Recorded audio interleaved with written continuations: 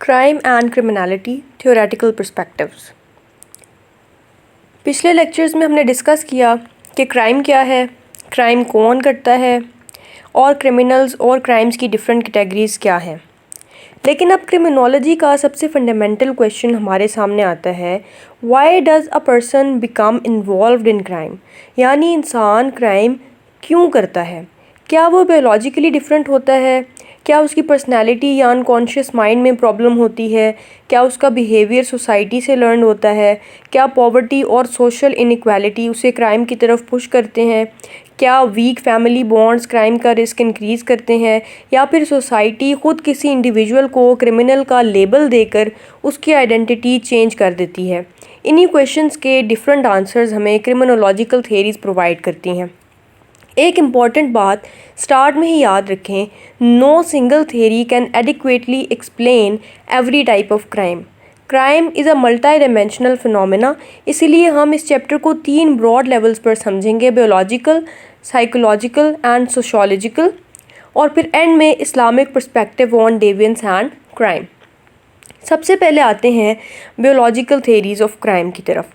Biological approach का basic assumption ये है कि क्रिमिनल बिहेवियर को समझने में ह्यूमन बायोलॉजी को इग्नोर नहीं किया जा सकता, यानी क्रिमिनोलॉजिस्ट ये क्वेश्चन पूछता है, could biological characteristics influence an individual's tendency toward aggressive, impulsive और एंटी सोशल बिहेवियर।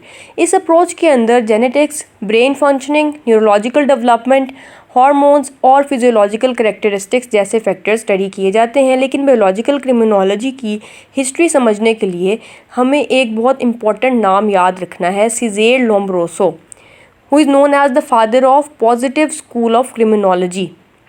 सीज़ेर लोम्ब्रोसो एक इटालियन फिजिशियन और क्रिमिनोलॉजिस्ट था। उसका famous work the criminal man है। लोम्ब्रोसो ने क्रिमिनल बिहेवियर को ट्रेडिशनल मॉरल फेलियर की बजाय साइंटिफिक और एम्पिरिकल ऑब्जर्वेशन के थ्रू एक्सप्लेन करने की कोशिश की। उसका मोस्ट फेमस कॉन्सेप्ट था बॉर्न क्रिमिनल। लोम्ब्रोसो का आर्ग्यूमेंट था कि कुछ लोग बॉर्न क्रिमिनल्स होते हैं, यानी उनमें कुछ बायोलॉजिकल कैरेक्टरिस्टिक्स उन्हें ऑर्डिनरी इंडिविजुअल से डिस्टिंग्विश करती हैं। लेकिन यहाँ एक इम्पॉर्टेंट हिस्टोरिकल क्लैरिफिकेशन, आज हम लोम्ब्रोसो की थेरी को scientifically accepted explanation of crime नहीं समझते। ये हिस्ट्री ऑफ क्रिमिनोलॉजी का इंपॉर्टेंट स्टेज है, not a modern diagnostic method.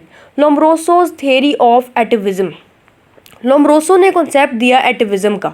एटिविज्म का सिंपल मतलब है reversion to a more primitive evolutionary form. Lombroso के अकॉर्डिंग कुछ क्रिमिनल्स में ऐसी फिजिकल कैरेक्टरिस्टिक्स नज़र आ सकती हैं जो उसके ख्याल में प्रिमिटिव ह्यूमन एंसेस्टर्स से रिजेंबल करती हैं, यानी उसका आइडिया था सिविलाइज सोसाइटी, मॉडर्न ह्यूमन। लेकिन कुछ क्रिमिनल्स में primitive characteristics atavistic individual criminal behaviour का टेंडेंसी हो सकता है। लोम्ब्रोसो के फिजिकल स्टिग्मेटा। लोम्ब्रोसो ने क्रिमिनल्स में सर्टन फिजिकल स्टिग्मेटा आइडेंटिफाई करने का क्लेम किया। एग्जाम्पल्स इंक्लूडेड स्लोपिंग और रिसीडिंग फोरहेड, लार्ज और projecting ears, prominent jaw, large cheek bones, asymmetry of the face or skull, heavy or prominent jaws, unusual cranial features, unusually long arms, certain facial and bodily characteristics. Historical accounts of Lombroso's work also mention characteristics such as abundant hair, particular facial appearance and other anatomical features. Lombroso का believe था कि ये characteristics criminal tendencies के indicators हो सकते हैं। लेकिन एक बहुत इंपॉर्टेंट पॉइंट, आज हम किसी इंसान के फेस, ईयर्स, फोरहेड, जॉ या बॉडी शेप को देखकर ये नहीं कह सकते कि वो क्रिमिनल है। Lombroso's criminal type theory was heavily criticised, particularly because physical characteristics do not establish criminal causation. Later criminology moved away from this simplistic biological determinism. Lombroso later modified his theory. Lombroso की later thinking सिर्फ born criminal तक limited नहीं रही, उसने crime को explain करने में environmental and social factors को भी एक्नॉलेज किया, यानी ग्रेजुअली बायोलॉजिकल एक्सप्लेनेशन मोर कम्प्लेक्स होने लगी। इस एवोल्यूशन ने क्रिमिनोलॉजी को एक important direction the, crime can not be explained bye biology alone. Other Italian school thinkers. Lombroso को अकेला याद ना रखें, एनरिको फेरी ने क्राइम को मल्टीपल फैक्टर्स का रिजल्ट समझा। उसने बायोलॉजिकल फैक्टर्स के साथ psychological factors, social factors, environmental conditions को भी इंपॉर्टेंस दी। यानी फेरी का अप्रोच लोम्ब्रोसो के प्योर बायोलॉजिकल डिटर्मिनिज्म से कंपैरेटिवली ब्रॉडर था। राफेल ग्राफालो ने क्रिमिनोलॉजी में नेचुरल क्राइम का कॉन्सेप्ट डेवलप किया और क्राइम को बेसिक मॉरल सेंटिमेंट्स के वॉयलेशन के कॉन्टेक्स्ट में डिस्कस किया। अगर सवाल है discuss the evolution of positivist criminology, तो पहले लोम्ब्रोसो, फिर फेरी, फिर ग्राफालो, इन तीनों के इंटेलेक्चुअल प्रोग्रेशन मेंशन करना बहुत यूजफुल होगा। क्रिटिसिज्म ऑफ बायोलॉजिकल थ्योरी का कंट्रीब्यूशन इंपॉर्टेंट है, लेकिन लिमिटेशंस भी हैं। बायोलॉजिकल डिटर्मिनिज्म, अगर हम कह दें बायोलॉजी कॉजेज क्राइम, तो हम इन्वायरमेंटल फैक्टर्स को इग्नोर कर देते हैं। Physical features are not proof to criminality, किसी पर्सन का अपीयरेंस उसके क्रिमिनल बिहेवियर का रिलायबल इंडिकेटर नहीं होता। Social environment ignored, poverty, family, peers, education and social structure भी बिहेवियर इन्फ्लुएंस करते हैं। क्राइम चेंजेस अक्रॉस सोसाइटीज़, अगर क्राइम प्योरली बायोलॉजिकल होता तो डिफरेंट सोसाइटीज़ और हिस्टोरिकल पीरियड्स में क्रिमिनल बिहेवियर के पैटर्न्स इतने डिफरेंट ना होते। Modern approach is multi factorial, आज बायोलॉजिकल फैक्टर्स को पॉसिबल रिस्क फैक्टर्स के तौर पर स्टडी किया जाता है, not as destiny. The major contribution of biological theories was to introduce scientific and empirical investigation into criminology, but their deterministic versions were inadequate to explain the complex social phenomena of crime. अब हम move करते हैं psychological theories की तरफ। Biological theory ने पूछा what is happening in the body, psychological theories पूछती हैं what is happening in the mind. यहाँ क्रिमिनल बिहेवियर को personality, unconscious processes, mental disorders, learning, cognition, intelligence,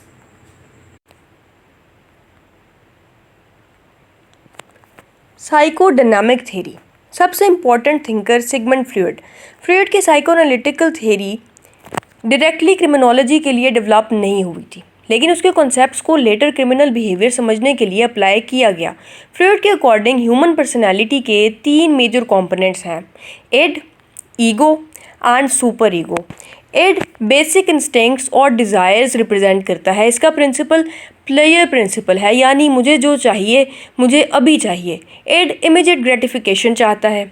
ego reality को कंसीडर करता है, इसका प्रिंसिपल रियलिटी प्रिंसिपल है, यानी डिज़ायर है लेकिन रियलिटी क्या अलाउ करती है।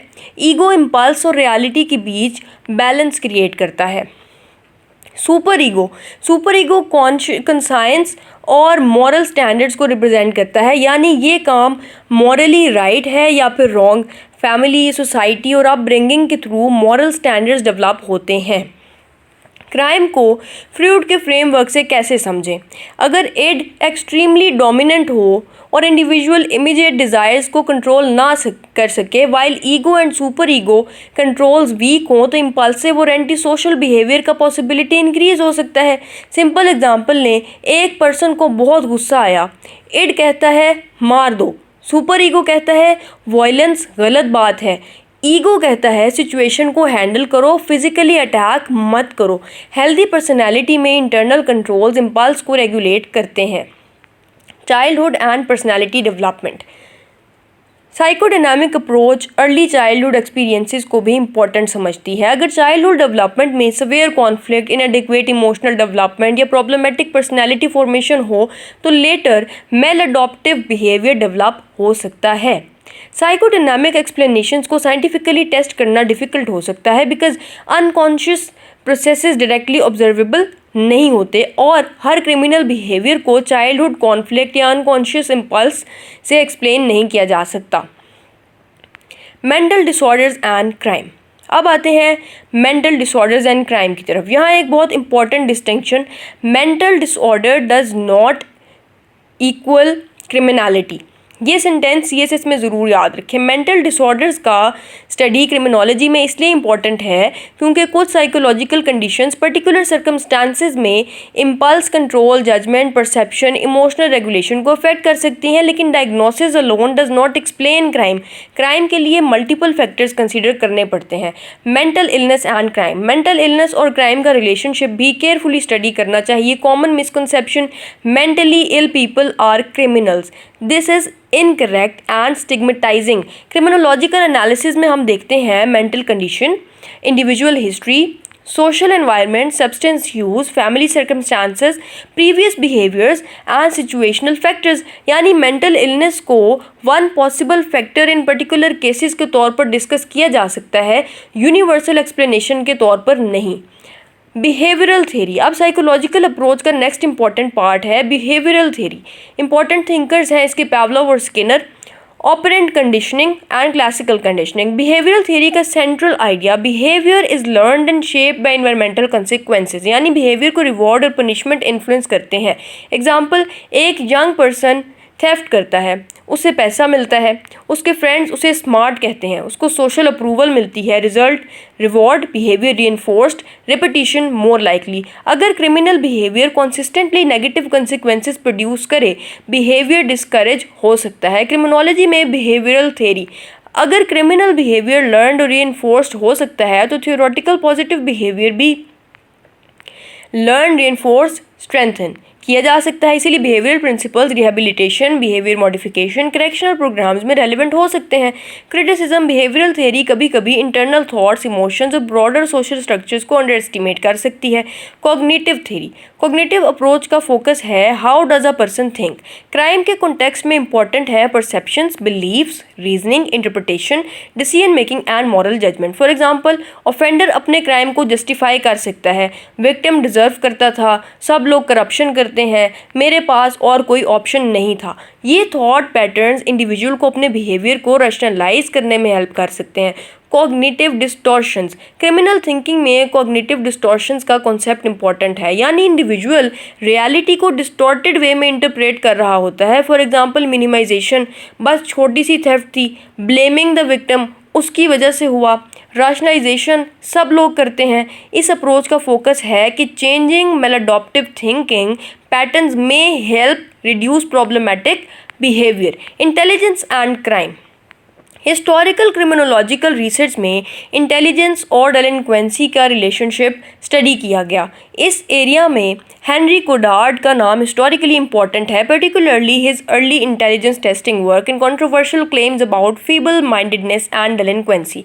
लेकिन यहाँ स्टूडेंट्स को historical context plus modern criticism दोनों लिखना चाहिए। Early researchers sometimes treated low intelligence as a major explanation for crime. Modern criminology is much more cautious, important. Low intelligence is not equal to criminality. Education, socio-economic conditions, family environment, peer influence and opportunity can interact with cognitive abilities. और सबसे important, correlation is not causation.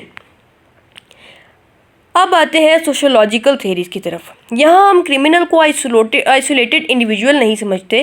Question becomes what is happening around the individual. Society यानी family, neighbourhood, school, economy, peers, social institutions, inequality, cultural norms criminal behaviour को influence कर सकते हैं। Social disorganisation theory, Clifford Shaw and Henry McKay, Chicago school of sociology से associated. इन्होंने urban areas में juvenile delinquency के pattern study किए। उनका आर्ग्यूमेंट था कि क्राइम कुछ कम्युनिटीज़ में रिपीटेडली कंसंट्रेट होता है because of social disorganisation. Social disorganisation का मतलब सिंपल अल्फाज में कम्युनिटी की सोशल इंस्टीट्यूशंस और इनफॉर्मल कंट्रोल्स का वीक हो जाना। इमेजिन करें एक एरिया जहां फैमिलीज अनस्टेबल हैं, पॉवर्टी हाई है, स्कूल्स वीक है, रेजिडेंट्स फ्रीक्वेंटली मूव करते हैं, नेबर्स एक दूसरे से कनेक्टेड नहीं हैं, कम्युनिटी ऑर्गेनाइजेशंस वीक हैं, तो कम्युनिटी का इनफॉर्मल कंट्रोल वीक हो सकता है। शॉ एंड मके का मेजर कंट्रीब्यूशन, उन्होंने आर्ग्यू किया कि डेलिंक्वेंसी सिर्फ इंडिविजुअल पर्सनैलिटी का प्रोडक्ट नहीं है, प्लेस और कम्युनिटी इटसेल्फ मैटर्स, यानी where a person lives can influence the social opportunities and controls surrounding that person. Criticism, हर पुअर और disorganise community necessarily high crime community नहीं होती, इसलिए मॉडर्न रिसर्च थ्योरी को मोर नुआंस्ड वे में ट्रीट करती है। Strain theory, important thinker Robert के मर्टन। मर्टन ने डुर्खेम के कॉन्सेप्ट ऑफ एनोमी को डेवलप करके क्राइम को सोशल स्ट्रक्चर से एक्सप्लेन किया। सोसाइटी सर्टन गोल्स प्रमोट करती है, वेल्थ, सक्सेस, स्टेटस, लेकिन सबको लेजिटिमेट मीन्स इक्वली अवेलेबल नहीं होते। यहाँ क्रिएट होता है स्ट्रेन। एग्जाम्पल, सोसाइटी कहती है कि सक्सेसफुल बनो, लेकिन पर्सन के पास क्वालिटी एजुकेशन नहीं है, एम्प्लॉयमेंट अपॉर्चुनिटी नहीं है, इकोनॉमिक रिसोर्सेज नहीं है, तो गोल और लेजिटिमेट मीन्स के दरमियान टेंशन डेवलप होती है। कुछ इंडिविजुअल्स इलीगल मीन्स चूज़ कर लेते हैं। Merton's modes of adaptation, Merton ने 5 मोड्स एक्सप्लेन किए। Conformity, goals accept, legitimate means accept, legal hard work से success, innovation, goals accept and legitimate means reject. यहाँ क्राइम का कनेक्शन स्ट्रॉन्गेस्ट है। Wealth चाहिए लेकिन लीगल मीन्स अनअवेलेबल है तो फ्रॉड और थेफ्ट होगा। रिचुअलिज्म, गोल्स को रिड्यूस करना means continue, person rules follow करता रहता है बट एम्बिशियस गोल्स अबैंडन कर देता है। Retreatism, goals and means both rejected, person society के कन्वेंशनल सक्सेस फ्रेमवर्क से विदड्रॉ कर देता है। Rebellion, existing goals and means reject करके new goals and means establish करने की attempt. Merton explains some criminal behavior as an adaptation to structural strain produced by the unequal distribution of legitimate opportunities. General strain theory. Later, Robert Agnew general strain theory develop की। Agnew ने strain को सिर्फ success और money तक restrict नहीं किया। Strain arise हो सकता है from failure to achieve positively valued goals, loss of something valued, exposure to negative stimuli, यानी इमोशनल एक्सपीरियंसेस भी इम्पोर्टेंट हो सकती हैं। Social contract theory, important thinkers Ivan Nye, early social control perspective, and Hirschi, most influential modern formulation. Hirschi की famous book causes of delinquency 1969, Hirschi ने basically question reverse कर दिया। Instead of asking why do people commit crime, he asked why do most people conform. Hirschi's 4 social bonds, attachment, family, teachers and other people के साथ emotional connection. अगर student parents और teacher से strongly attached हो तो deviant behaviour के consequences उसके लिए मीनिंगफुल हो सकते हैं। नंबर 2, कमिटमेंट, पर्सन ने कन्वेंशनल गोल्स में इन्वेस्टमेंट की होती है, एजुकेशन, करियर, रेपुटेशन। पर्सन सोचेगा अगर मैं क्राइम करूँगा तो मेरा फ्यूचर डिस्ट्रॉय हो सकता है। Number 3, involvement, person conventional activities में बिजी है, education, sports, community activities. Less unstructured time may mean fewer opportunities for delinquency. Belief, person laws और social norms को legitimate समझता है। Social learning theory. Important names: Edwin Sutherland and Ronald Akers. Edwin Sutherland differential association theory and Ronald Akers social learning theory. Sutherland का famous idea criminal behaviour is learned, यानी कोई person crime का technique और attitude naturally नहीं जानता, वो दूसरों के साथ इंटरेक्शन के थ्रू लर्न करता है। डिफरेंशियल एसोसिएशन, अगर किसी इंडिविजुअल की क्लोज रिलेशनशिप्स में क्रिमिनल डेफिनेशंस ज़्यादा प्रोमिनेंट हों तो क्रिमिनल बिहेवियर लर्न करने का पॉसिबिलिटी इंक्रीज़ हो सकता है।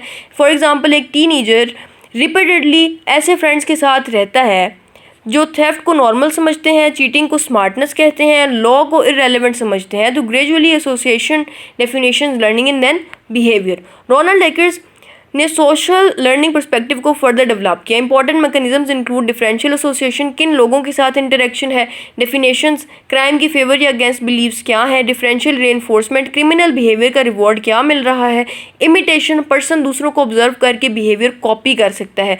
सोशल लर्निंग थ्योरी इसीलिए कहती है कि क्रिमिनल बिहेवियर भी सोशली लर्नड बिहेवियर हो सकता है, just like conventional behaviour. Labelling theory, अब आती है बहुत interesting theory, labelling theory. Major thinkers Frank Tannenbaum, Edwin Lemert and Howard Becker. Labelling approach का फोकस ऑफेंडर के इनिशियल एक्ट से ज़्यादा सोसाइटीज़ रिएक्शन पर है। बेकर का फेमस वर्क आउटसाइडर्स, उसका सेंट्रल आइडिया था कि डेविएंस सिर्फ एक्ट की इनहेरेंट क्वालिटी नहीं, सोसाइटी रूल्स बनाती है और डिसाइड करती है हु इज़ डेविएंट, यानी सोशल रिएक्शन इंपॉर्टेंट है। एडविन लेमर्ट ने डिस्टिंक्शन दिया primary deviance and secondary deviance. Primary deviance, initial deviant act, person ने एक डेविएंट एक्ट किया बट उसकी एंटायर आइडेंटिटी डेविएंट नहीं बनी। सेकेंडरी डेविएंस, जब सोसाइटी का रिएक्शन, स्टिग्मा और लेबलिंग इंडिविजुअल की आइडेंटिटी को इन्फ्लुएंस करने लगती है। फॉर एग्जांपल, एक टीनेजर से माइनर ऑफेंस हुआ, सोसाइटी रिपीटेडली उसे क्रिमिनल कहती है, स्कूल उसे रिजेक्ट करता है, फैमिली ट्रस्ट लॉस कर देती है, कन्वेंशनल ग्रुप से डिस्टेंस पड़ता है, इवेंचुअली वो क्रिमिनल ग्रुप के साथ आइडेंटिफाई करने लगता है। This is the basic logic of deviance, label, stigma and secondary डेविएंस।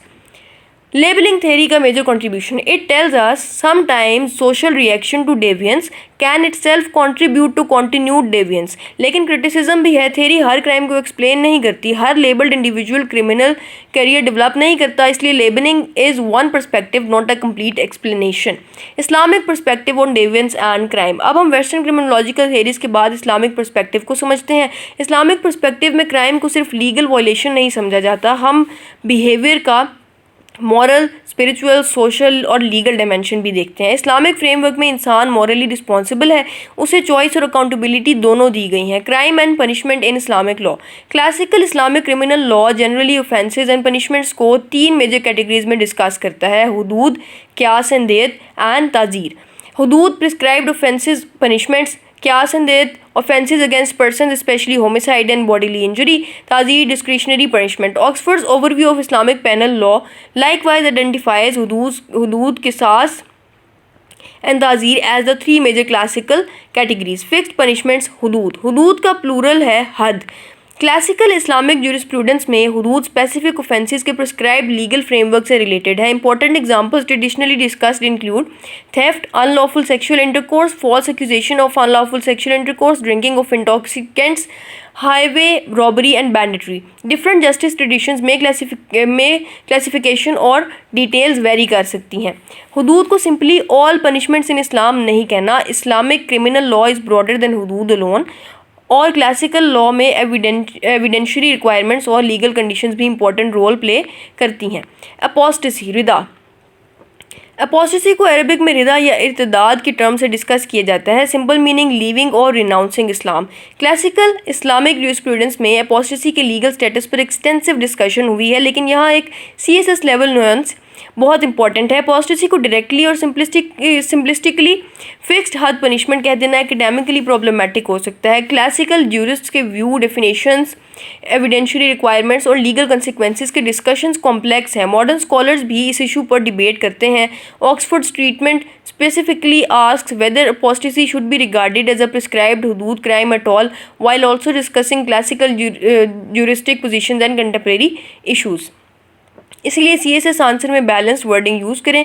Apostasy has been treated within classical Islamic jurisprudential discourse as a legal issue, but its classification, scope and punishment have been subject to significant juristic and contemporary scholarly debate. ये ज़्यादा mature answer है। अगर exam में question आए discuss major theoretical perspectives on crime and criminality, तो सिर्फ definitions नहीं लिखनी, आंसर का स्ट्रक्चर होना चाहिए। Introduction, biological theories, then psychological theories, sociological theories, Islamic perspective on deviance and crime, then a comparative analysis, and then the conclusion. और conclusion में लिखना चाहिए कि crime is neither exclusively a biological phenomena nor merely an individual psychological failure. It emerges from the interaction of biological predisposition, psychological processes, social learning, structural pressures, community conditions, social bonds and societal reactions. Therefore, a multidimensional approach provides a more comprehensive understanding of criminality.